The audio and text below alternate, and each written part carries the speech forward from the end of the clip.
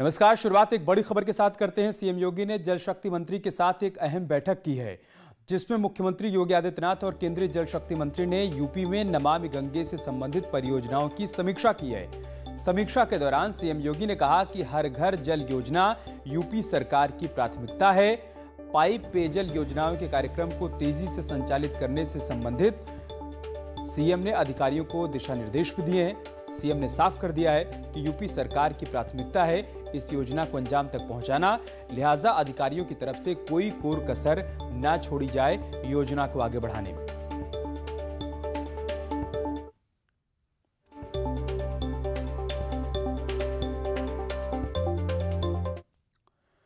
Film तांडव को लेकर प्रयागराज से एक बड़ी खबर है। हाईकोर्ट के वकील ने सीजेआई को पत्र लिखा है। वेब सीरीज को लेकर हस्तक्षेप की मांग की है। कई शहरों में शिकायतें भी दर्ज करवाई गई हैं।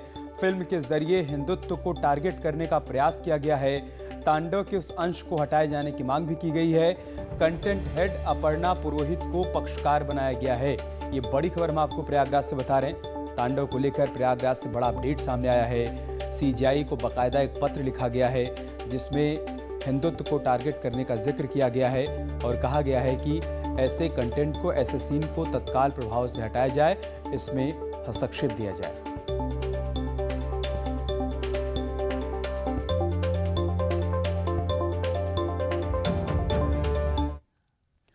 बलिया में मोबाइल की रोशनी में इलाज का वीडियो सामने आया है। बलिया के जिला अस्पताल का वीडियो बताया जा रहा है, जहां पर मोबाइल की रोशनी में स्वास्थ्यकर्मी टांका लगाता हुआ दिखाई दे रहा है। इलाज में लापरवाही की तस्वीरें वायरल होने के बाद चीफ मेडिकल ऑफिसर यानी कि सीएमएस की सफाई भी सामने आ गई है। सीएमएस ने अपनी सफाई में बताया है कि लाइट चली गई थी, इसलिए टॉर्च जलाकर टांका लगाया गया है। तस्वीरें आप देखिए, बलिया के जिला अस्पताल की तस्वीरें हैं, जहां पर टॉर्च की रोशनी में टांका लगाया जा रहा है। और जब वीडियो वायरल हुआ तब सीएमएस की तरफ से सफाई क्या आई है कि लाइट चली गई थी, इस वजह से यहाँ पर टॉर्च की रोशनी में टांका लगाया गया। हालांकि सीएमएस इस बात का जवाब नहीं दे पाए कि जिला अस्पताल के जनरेटर को क्या हुआ था, जनरेटर लाइट चले जाने की स्थिति में क्यों नहीं ऑन किया गया। इस सवाल का जवाब उनके पास नहीं था। 5-10 मिनट जो भी लगा हो, तो उस बीच में कोई पेशेंट बिजली विभाग के द्वारा से घोषित किया गया था कि लाइट जो है पूरे शहर में सुबह 9 बजे से 5 बजे तक नहीं रहेगी। और इस बीच में जो है हॉस्पिटल में जनरेटर चला के काम चलाया जा रहा था, बीच बीच में आ भी जा रही थी। तो ये जब की घटना है उस समय ऐसा हुआ। फिरोजाबाद के शिकोहाबाद के पालीवाल चौराहे में कार चालक ने एक साइकिल सवार की पिटाई कर दी, जिसका वीडियो सामने आया है। तस्वीरों में आप देख पाएंगे कि एक व्यक्ति अपने साथी के साथ मिलकर एक व्यक्ति को पीट रहा है। पीड़ित की माने तो आरोपियों की कार के सामने आ गया था और इसी को लेकर विवाद हो गया और कार सवार ने साइकिल सवार युवक की लात घूंसों के साथ पिटाई कर दी। इस वीडियो के सामने आने के बाद आरोपियों की तलाश में पुलिस टीम भी जुटी हुई है।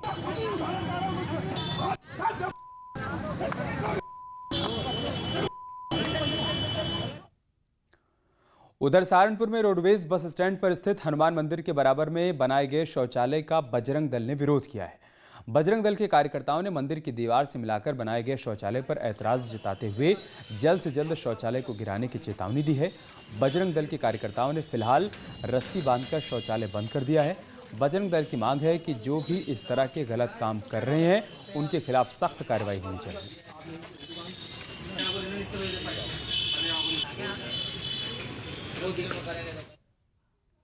एक हिंदुओं के धार्मिक स्थल को तोड़ा था, जिसके लिए यहाँ बजरंग दल ने आंदोलन किया था और वहीं पर धरने पर बैठे थे।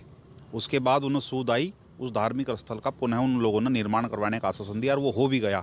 और ऐसे 2-3 मामले नगर निगम सहारनपुर में कर रहा है और पता नहीं क्यों नगर निगम के अधिकारी क्यों आंख मुंदे बैठे हुए हैं। और इस प्रकार की जो यहाँ घटना हुई है, ये हो रही है कि धार्मिक स्थल से और शौचालय का निर्माण वहाँ किया गया है उसके पीछे की तरफ, उसे तुरंत नगर निगम को संज्ञान लेते हुए और वो तुरंत शौचालय वहाँ से हटा जाना चाहिए। गोरखपुर पुलिस ने लुटेरों के शातिर गैंग का पर्दाफाश किया है। पुलिस ने सरगना समेत 3 शातिर बदमाशों को गिरफ्तार किया है। हालांकि एक बदमाश इस दौरान मौके से फरार हो गया। बदमाशों के पास से लूटा गया मोबाइल, पर्स और वारदात में इस्तेमाल बाइक बरामद की गई है। बता दें कि 31 दिसंबर को छपिया हाईवे पर दंपत्ति से हुए लूटकांड में ये बदमाश शामिल थे। पुलिस तभी से इनकी तलाश कर रही थी।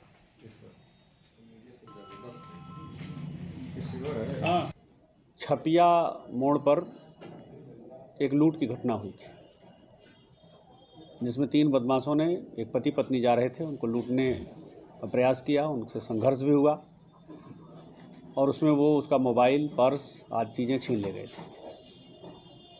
आज थाना खजनी पुलिस को इस घटना से जुड़े 3 व्यक्तियों को गिरफ्तार करने में सफलता मिली है।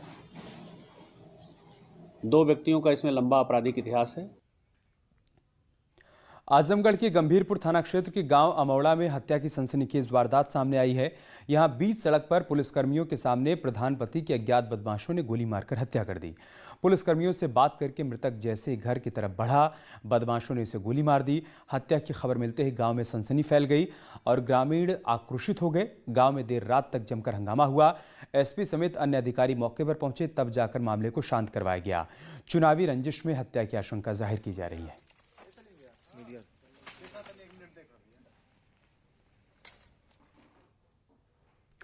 उधर हरदोई के पिहानी कोतवाली इलाके में कपड़े की दुकान में चोरी की वारदात सामने आई है। यहां पर एक कपड़े की दुकान में घुसकर चोरी की वारदात को अंजाम दिया गया है। चोरी की घटना सीसीटीवी कैमरे में कैद हो गई है। यहां महिलाओं ने कपड़े की दुकान में घुसकर कपड़े चोरी किए, लेकिन चोरी का सीसीटीवी फुटेज अब वायरल हो रहा है। तस्वीरें पिहानी कस्बा निवासी रिजवान खान नाम के शख्स के दुकान की हैं। रिजवान किसी काम से दुकान से बाहर गया था और इसी बीच उसकी दुकान में एक बच्ची को लेकर 2 महिलाएं दाखिल होती हैं और वारदात को अंजाम देकर चली जाती हैं। इस वायरल वीडियो का संज्ञान कोतवाली पिहानी पुलिस द्वारा लिया गया था और संबंधित शॉपकीपर के यहाँ शॉप के मालिक से पुलिस जाकर के पूछताछ की थी।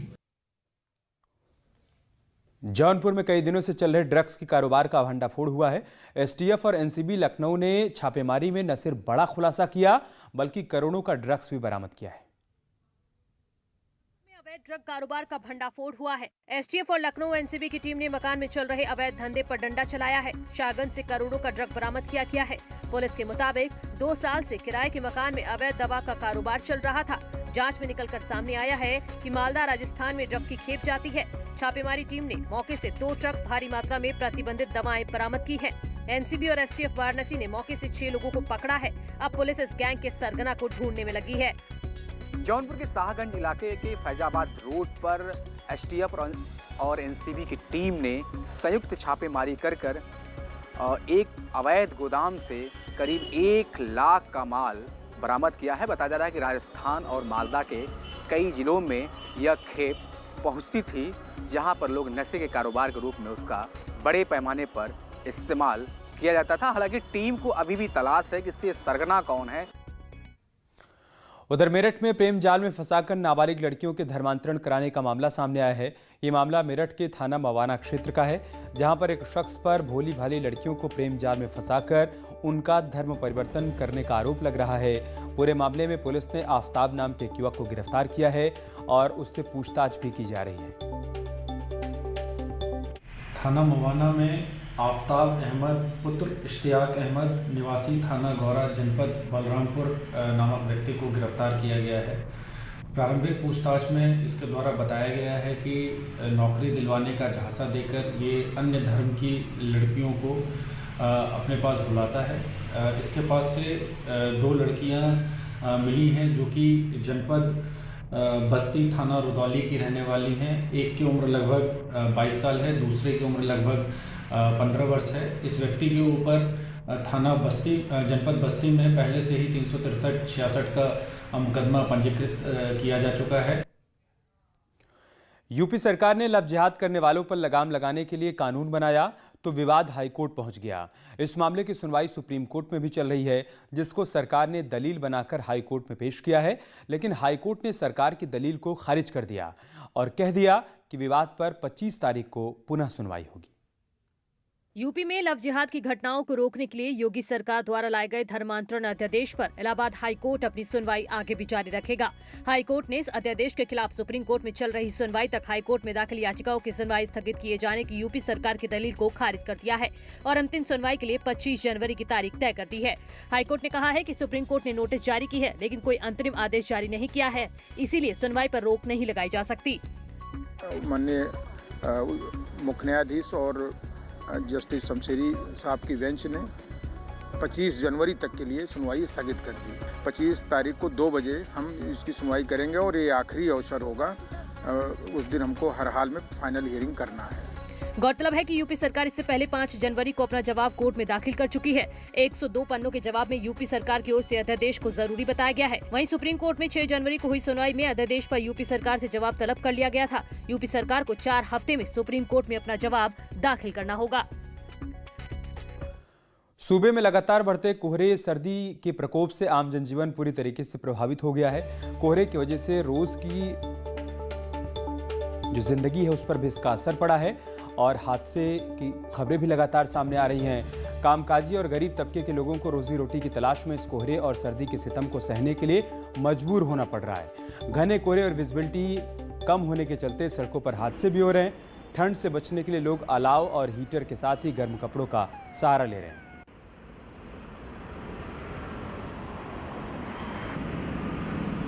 तो ठंड लगातार बढ़ती जा रही है। घने कोहरे के चलते विजिबिलिटी बेहद कम हो गई है, जिसके चलते आए दिन हादसे भी हो रहे हैं। हालांकि इस घने कोहरे के बीच भी तमाम लोगों को रोज़मर्रा की ज़िंदगी के लिए घरों से बाहर निकलना पड़ रहा है और ऐसे में हादसे की खबरें भी बढ़ रही हैं। पहाड़ पर लगातार बर्फबारी हो रही है, उसका असर ये है कि मैदानी इलाकों में ठंड लगातार बढ़ती जा रही है।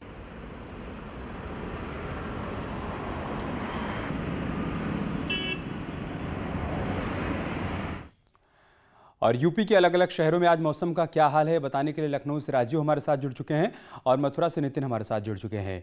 राजीव, आज क्या सूरत हाल है राजधानी लखनऊ में मौसम का? देखिए, अभी तो जिस तरह से पहाड़ों पर लगातार बर्फबारी चल रही है उसका असर मैदानी इलाकों पर भी पड़ता दिखाई नजर दे रहा है। और इस दौरान अगर राजधानी लखनऊ और उसके आसपास से जुड़े जिलों की करें तो यहाँ पर भी उत्तर पश्चिमी हवाओं के चलने के कारण जो तापमान है वो काफ़ी नीचे गिर गया है। हालांकि इस वक्त राजधानी लखनऊ में तो कोहरा नहीं है, लेकिन जो तराई बेल्ट से जुड़े ज़िले हैं, चाहे वो लखीमपुर हो, बहराइच हो, सिद्धार्थनगर हो, संत कबीर नगर हो, इन तमाम ज़िलों में कोहरा भी देखने को मिल रहा है। ऐसे में अगर मौसम वैज्ञानिकों की माने तो इस तरह का जो तापमान है ये आने वाले 2 से 3 दिनों में भी देखने को मिल सकता है कि जहां पर जो सुबह का तापमान है, सूरज ढलने के बाद तापमान में एक बड़ी गिरावट आएगी, तो सूरज उगने के समय कहीं ना कहीं तापमान में एक बढ़ोतरी भी देखी जा सकती है। तो कुल मिलाकर इस पूरे अगले सप्ताह तक जो मौसम है वो मिला जुला दिखाई देगा। कभी सर्द हवाएं चलेंगी तो कभी तापमान में भी बढ़ोतरी देखने को मिल सकती है। हालांकि इस दौरान जो मौसम विभाग की चेतावनी है, इसको लेकर राज्य सरकार अलर्ट है। सरकार ने भी उत्तर प्रदेश के सभी जिलों के जिलाधिकारियों को ये निर्देश दिया है कि जहां पर आवश्यकता हो, जो प्रमुख चौराहे हो वहां पर अलाव जलाया जाए और जो जिनको आवश्यकता हो, जो असहाय हो, उनमें कंबल वितरण भी किया जाए ताकि उन्हें इस सर्दी से बचाया जा सके। ठीक है नितिन, मथुरा में क्या हाल है मौसम का? देखिए, अगर हम बात करें अमित सर्दी की, तो सर्दी ने अपना पूरा सितम जो है ढाया हुआ है। आप तस्वीरों में मेरे ठीक पीछे देख सकते हैं कि हाथ भर जो है दूर की चीज भी दिखाई नहीं दे रही है, तो अंदाजा लगाया जा सकता है कि सर्दी का सितम कितना है। अगर कोहरे और जो सूरज है उसके बीच में लुका छुपी का खेल चल रहा है और इस खेल में जो है कहीं ना कहीं सूरज जो है हारता हुआ दिखाई दे रहा है और कोहरा जो है जीतता हुआ दिखाई दे रहा है। तस्वीरों में आप देख सकते हैं कि हाथ भर दूर की चीजें दिखाई नहीं दे रही, जिसके चलते जो सड़कों पर वाहन हैं वो दौड़ते हुए जो नजर आते थे वो अब काफी धीमी रफ्तार पर दौड़ते हुए नजर आ रहे हैं। साथ ही जिनको जरूरी काम है वही जो है लोग निकल रहे हैं घर से, जिनको जरूरी काम है, नहीं तो लोग घरों में रजाई में बैठकर सर्दी का आनंद ले रहे हैं। तो जो लोग सड़क पर बैठे हुए हैं तो उनकी बात करी जाए तो वो अलाव का सहारा ले रहे हैं और सर्दी को दूर कर रहे हैं और यही प्रभु से कामना कर रहे हैं कि ठंड जो है धीरे से दूर हो, सूरज देवता के कुछ देर के लिए दर्शन हो, जिससे कि सर्दी के सितम से बचा जा सके। जी अमित। ठीक है, बहुत शुक्रिया आप दोनों का हमारे साथ जुड़ने के लिए और तमाम जानकारी तक पहुंचाने के लिए। एक छोटा सा ब्रेक लेंगे, बहुत जल्द होगी बात।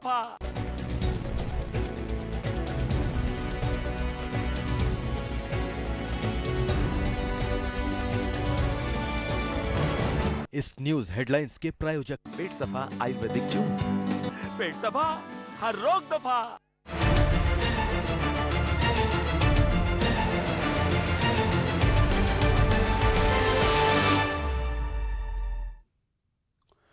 और अब खबर कानपुर से, जहां पर फायर मुख्यालय फेक कॉल से परेशान है। कंट्रोल रूम के कर्मचारी हर रोज बेवजह के कॉल से तंग आ गए हैं। कौन है वो लोग जो करते हैं कॉल और उनका मकसद क्या है, आइए आपको दिखाते हैं। कानपुर के विजयनगर स्थित फजलगंज फायर मुख्यालय फर्जी कॉल से परेशान है। मिनी कंट्रोल रूम के कर्मचारी हर रोज बेवजह कॉल से परेशान हो गए हैं। मिनी कंट्रोल रूम के कर्मचारी हर रोज बेवजह के कॉल से तंग आ गए हैं। सबसे ज्यादा युवा फोन करते हैं, जो कर्मचारियों से अपनी दिल की बात करते हैं। यही नहीं, कुछ महिलाएं तो नींद न आने पर कंट्रोल रूम के कर्मचारी को फोन मिला देती हैं और घंटों परेशान करती हैं। फेक कॉल से कर्मचारी से लेकर अधिकारी भी परेशान हैं। यही वजह है कि पिछले कई दिनों में उनके एड्रेस निकलवाकर उनको चेतावनी भी दी गई है और कई लोगों पर मुकदमा भी लिखा गया है, लेकिन कोई असर नहीं हुआ। मेरे दिल में आग लगी है, दिल की आग बुझा जा, ये किसी पिक्चर का डायलॉग नहीं है, बल्कि ये पीड़ा है फायर विभाग के उन कर्मचारियों की जो टेलीफोन ड्यूटी पर मुस्तैद रहते हैं। उनको ऐसे फोनों से रूबरू होना पड़ता है। इस फायर विभाग की गंभीरता वो नहीं समझ पा रहे हैं, जो इसे तफरीक का केंद्र बना रहे हैं। कर्मचारी भले ही परेशान हैं, मगर अधिकारी इसमें गंभीर नहीं दिख रहे हैं। यही वजह है कि टेलीफोन कॉल्स पर आए दिन ये सब लोगों को झेलना पड़ता है। दिल्ली के कनॉट प्लेस के पास हनुमान मंदिर पर देर रात कंबल वितरण का कार्यक्रम हुआ। युवा चेतना के राष्ट्रीय संयोजक रोहित सिंह ने देर रात गरीबों को कंबल बांटे। तस्वीरें रात 10 बजे की हैं।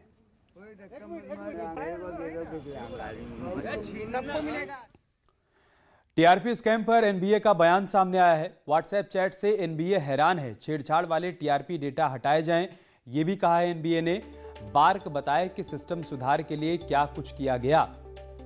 सिस्टम में बदलाव एनबीए से चर्चा के बाद ही किया जाए। बार्क फिलहाल रेटिंग को सस्पेंड रखे, ये तमाम बातें एनबीए की तरफ से कही गई हैं।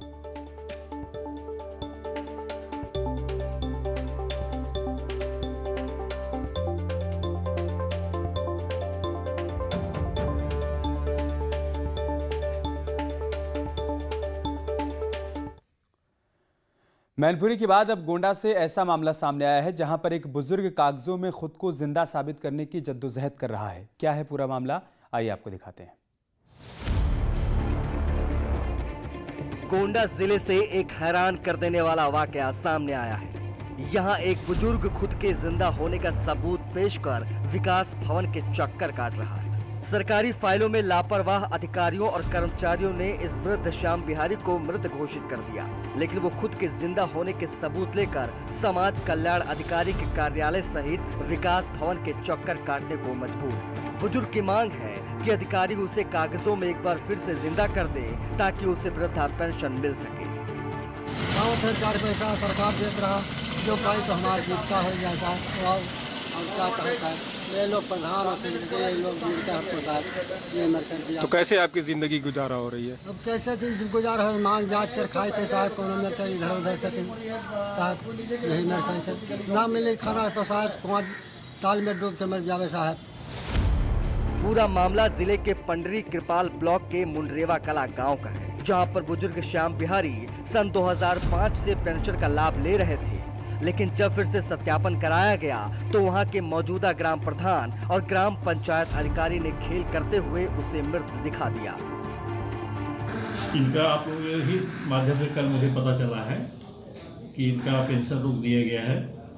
तो पेंशन रोकने का कारण ये था कि जून 2019 तक इनको पेंशन मिली हुई है। मैंने जांच कराया तो जून 2019 तक मिली हुई है इनको पेंशन। तो जुलाई से सत्यापन के बाद वीडियो ने इनको मृतक दिखा दिया। वीडियो के सत्यापन में मृतक पाए गए, जिसके कारण कि इनका पेंशन रोक दिया गया है। पुनः इनके जो सत्यापन करता है उसके खिलाफ जांच कराई जा रही है कि वो रिपोर्ट यदि सही पाया गया तो उसके खिलाफ कार्रवाई की जाएगी। मैनपुरी में भी बीते दिनों ऐसा ही एक मामला सामने आया था, जिस पर सीएम योगी ने संज्ञान लिया था। लेकिन अब देखना होगा कि गोंडा के इस बुजुर्ग को इंसाफ आखिर कब तक मिलता है। गोंडा से न्यूज़ 18 के लिए देवमणि त्रिपाठी की रिपोर्ट।